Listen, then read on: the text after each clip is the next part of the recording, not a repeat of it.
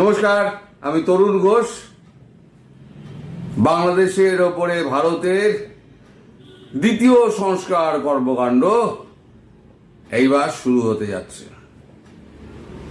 প্রথমটা তো ট্রান্সশিপমেন্ট বন্ধ করে প্রথম সংস্কারটা করা হয়েছে, এবার দ্বিতীয় সংস্কার করা হবে। দ্বিতীয় সংস্কার কিভাবে করা হবে? গার্জিয়ান অব দ্য সি, তার সংস্কার হবে সমুদ্রপথটা বন্ধ করে দিয়ে। উনি ভেবেছেন ডুবে ডুবে জল খাবেন, শিবের বাবাও ওনাকে ধরতে পারবে না। কিন্তু ভারতবর্ষ ওনার প্ল্যান সব জানে। উনি মনে করেছেন যে ভারতকে এড়িয়ে শ্রীলঙ্কা আর পাকিস্তানকে পোর্ট ব্যবহার করে উনি কি করবেন? ব্যবসা করবেন, বিদেশে মাল রপ্তানি করবেন। যেতে তো হবে সমুদ্র পথ দিয়ে। আচ্ছা, এই প্রসঙ্গে আমি একটা পুরনো খবর দেখাই, কিন্তু খবরটার প্রাসঙ্গিকতা আছে, সেই জন্যই আমি দেখাচ্ছি। কেন দেখাচ্ছি আমি পরে বলছি। এশিয়া প্যাসিফিকে একটা খবর বেরিয়েছিল, India Russia hold joint Naval exercise, 14th edition of bilateral naval exercise. Indra sees advanced naval drills, live weapon firings, anti-air operations, official says. বেরিয়েছিল 31শে মার্চ 2025। সেখানে লেখা হয়েছিল, কর্মকর্তারা জানিয়েছেন রাশিয়া ও ভারত সোমবার যৌথ মহড়ার দ্বিতীয় পর্ব শুরু করছে। ভারত রাশিয়া দ্বিপাক্ষিক নৌ মহড়া ইন্দ্রর 14তম সংস্করণের দুটি পর্যায়ে পরিচালিত হচ্ছে। বন্দর পর্ব, যা 28 থেকে 30শে মার্চ পর্যন্ত অনুষ্ঠিত হয়েছিল, এবং সমুদ্র পর্বটি সোমবার শুরু হবে এবং বঙ্গোপসাগরে 2 এপ্রিল পর্যন্ত চলবে। এই যে 2 এপ্রিল অবধি চলেছিল, তারপরে তো রাশিয়া ফিরে গিয়েছে। এইবার সেই যে ড্রিলটা আছে, এবার ভারত আবার শুরু করে দেবে ড্রিলটা পুরো বঙ্গোপসাগর জুড়ে। আর जरूरत होगा तो बुला लेंगे हमारा पूरा पड़ोसी वाला जो पुतिन साहब है, बुला लेंगे।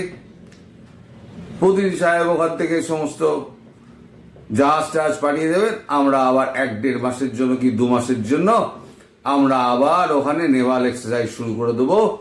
এবার বাংলাদেশ জাহাজ পাঠাক শ্রীলঙ্কা আর পাকিস্তানে। কি করে পাঠাবে? ওদিকে যদি আপনি চট্টগ্রামের ওখান দিয়ে যদি পাঠাতে চান, আরাকান আর্মি আছে, সেখানে খপ করে ধরবে, ধরে বলে পয়সা দাও। তাদের নজরানা দিন, নজরানা দিয়ে তাহলে আপনাকে মায়ানমারে পাঠাতে হবে।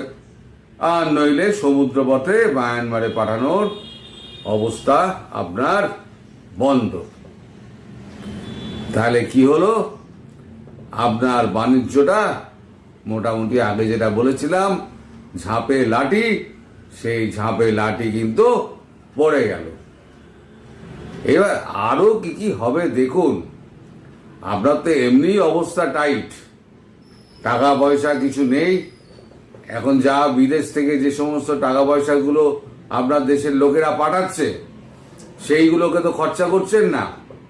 সেগুলো খরচা না করে বাঁচিয়ে রেখে দিয়েছেন। এদিকে জ্বালানি ফালানি কিছু নেই, কয়লা পয়লা কিনছেন না, ফলে বিদ্যুৎ সব তো উৎপাদন বন্ধ হয়ে গেছে। এবার প্ল্যানগুলো আবার চালু করতে গেলে তো আপনার অর্থের দরকার। সে অর্থ কোত্থেকে পাবেন? এইদিকে আবার যদি অর্থ না দেন, তাহলে পরে আবার আদানি বাবু বসে আছে আবার কাঁচি নিয়ে। আপনি যাবেন কোন দিকে? এক তো স্থলবন্দরে 2টো জায়গা খোলা আছে, ভুটান আর নেপাল। একবার আপনি স্থলবন্দরটা আমাদের বলে, একবার আমরা মালিক, আমি হচ্ছি মালিক, গার্জিয়ান অব দ্য স্থলবন্দর,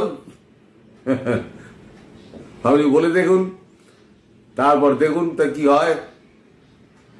তো যা যা হতে পারে সামনে।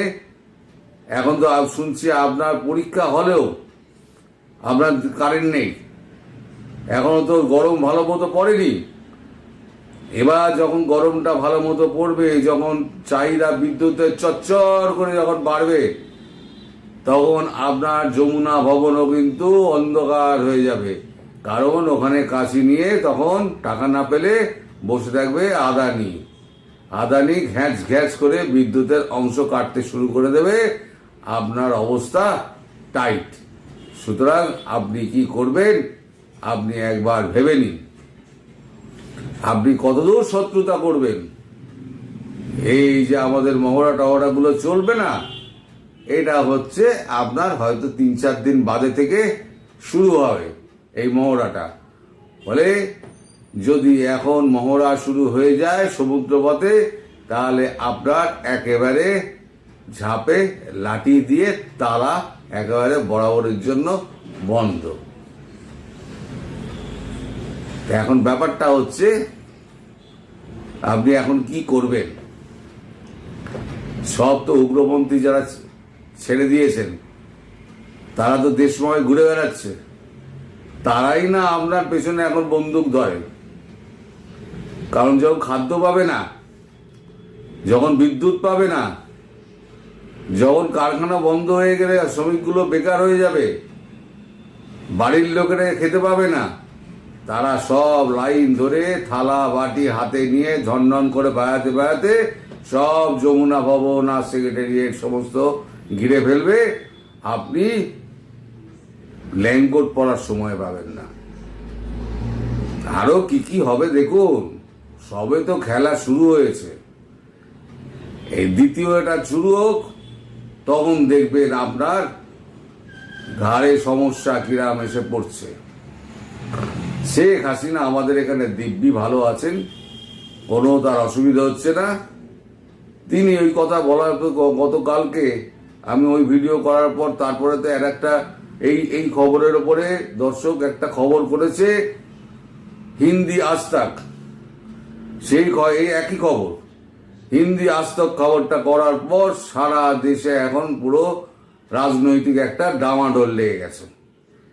এখন নেতারা এখন বলছে যে ওখানে হিন্দুরা এরকম মারা যাচ্ছে, আর একজনের কথা শুনে ভারত যদি চুপ করে বসে থাকে তাহলেও আমরা মেনে নেব না। ফলে মোদিজি এখন যদি অ্যাকশন প্যাকশন নিয়ে নেয় তাহলে পরে কিন্তু আরো অবস্থা খারাপ। আমি জানি না শেষ পর্যন্ত কি হবে, কারণ শেখ হাসিনা অনুরোধ করেছেন যাতে তার বাংলার বুকে রক্ত না ঝরে, তার জন্য একটা অনুরোধ করেছেন। কিন্তু এখানকার রাজনৈতিক নেতা যারা আছে তারা বলছে আমাদের হিন্দুদের কি হবে, সংখ্যালঘুদের কি হবে। ওনার কথা মানতে গিয়ে আমাদের সংখ্যালঘুদের বলি দেবো, এ কথাও ঠিক। তাহলে সংখ্যালঘুদের বলি দেওয়ার পর দিতে আমরা পারবো না। ফলে আমাদের এমন একটা কিছু করতে হবে যাতে ইউনূস বাবু আপনার অবস্থা যাতে খারাপ হয়, আপনাকে টিপে টিপে টিপে টিপে বাড়া হবে, সে ব্যবস্থা করা হচ্ছে। तो इस साउथ ईस्ट एशिया का सबसे बड़ा गुंडा कौन है? पूछो पूछो। सबसे बड़ा गुंडा है भारत। समझे ना यूनुस बाबू?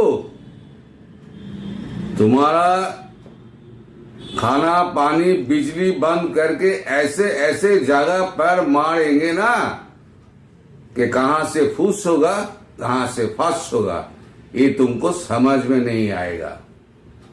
इसीलिए कह रहा हूं कि अच्छे बच्चे बन जाओ और मोदी जी के शरण में आ जाओ, तो बच सकोगे, नहीं तो तुम्हारा क्या होगा ऊपर वाला जाने। তো দর্শক, আপনারা যখন তখন যা কিছু হতে পারে তার জন্য আপনারা তৈরি থাকুন। কারণ শেখ হাসিনার কথাই যে মেনে নেওয়া হবে সেটা হয়তো নাও হতে পারে, কারণ ভারতবর্ষের ওপরে রাজনৈতিক দলগুলোর অত্যন্ত চাপ রয়েছে। সুতরাং মোদিজিকে এখন দ্বিতীয়বার ভাবতে হচ্ছে যে শ্যাম রাখি না কুল রাখি। এখন আপনারা অপেক্ষা করুন, আমি যখন যেরকম ডেভেলপমেন্ট হবে আমি সেরকম ভাবে ডেভেলপমেন্ট আপনাদের জানিয়ে যাব।